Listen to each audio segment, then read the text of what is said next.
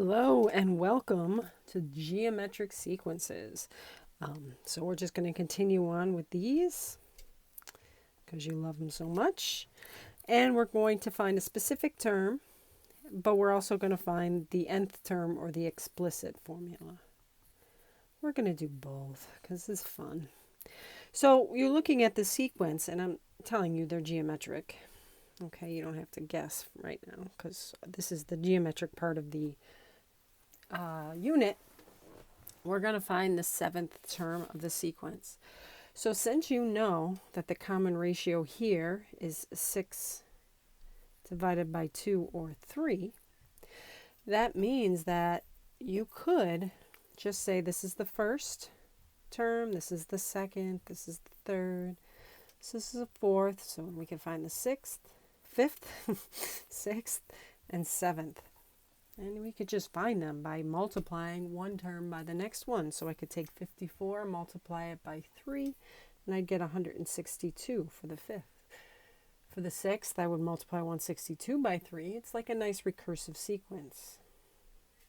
Correct? And then multiply that by 3 to get the fourth term, and I get 1,458. So the seventh term would be 1,458. So this is, of course, one way you could always do these, as long as you don't have to find them too high. And then this one here also has an issue. The common ratio here, well, it's negative 1/3 divided by 1, which is just negative 1/3. What happens is when you get to the eighth sequence, and I encourage you to try this in your calculator, not just take my word for it, which you all will. No, I'm just kidding. I love you all so much.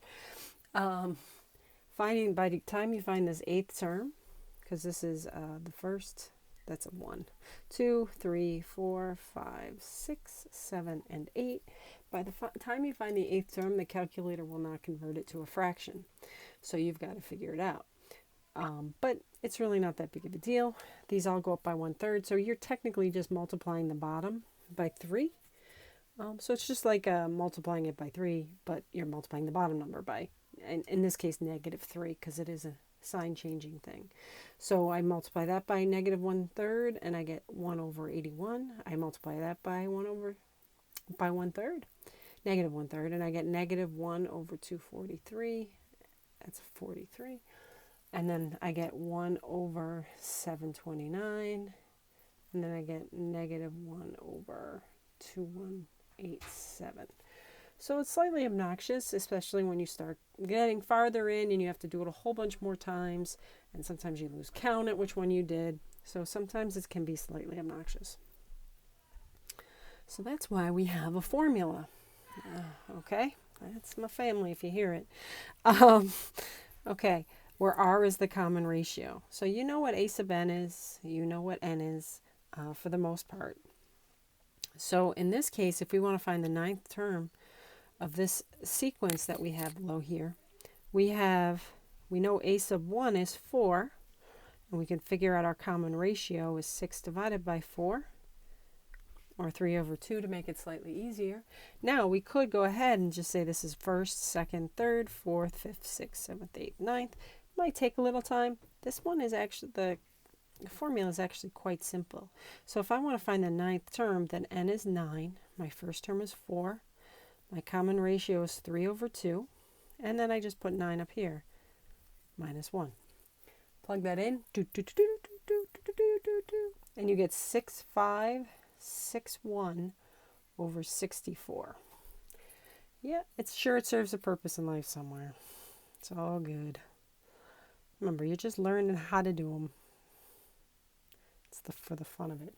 Okay, I'm going to shut up now. Okay, so what we have here is the 20th term of the sequence. Now, as you can see, I didn't put one down here, so let's put one down. So 2, negative, yeah, I just forgot to write it in, and I started making the video, and I was like, the process it takes me to get this onto this iPad, and then whatever, doesn't matter. This is your geometric sequence, okay?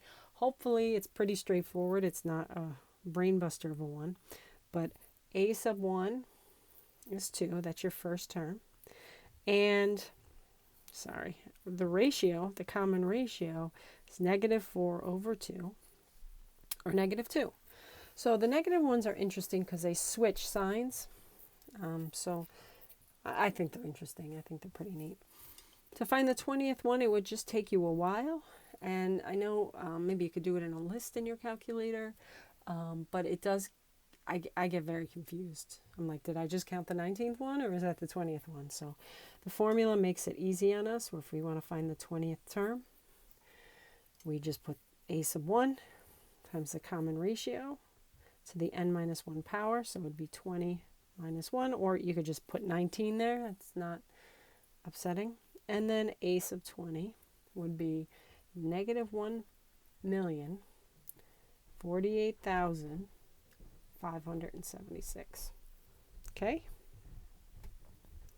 Okay, and then determine an explicit sequence. So remember, an explicit sequence, I just wanted to throw this in here to remind you of what this is. An explicit sequence is where we leave the n in. So that means this is the greatest thing ever. So I'm just going to write this formula down because it's going to be so quick that I don't want you to blink and miss it. So a sub 1 is 3. So here we go. A sub 1 is 3. The common ratio is 2. I like to put parentheses because I just do. And then since we're leaving n in, it's n minus 1. And we're done. Finished. So you could then say, if I want the 50th term, then plug 50 in here for here and here. But I'm not. I'm just asking you to find the explicit sequence. So that's pretty easy for this one. There's no whole lot of math to do like there was in the arithmetic one to simplify it. So hopefully it's not too confusing for you. All right, so give those a try tomorrow in the practice. And I hope you have a fantastic day.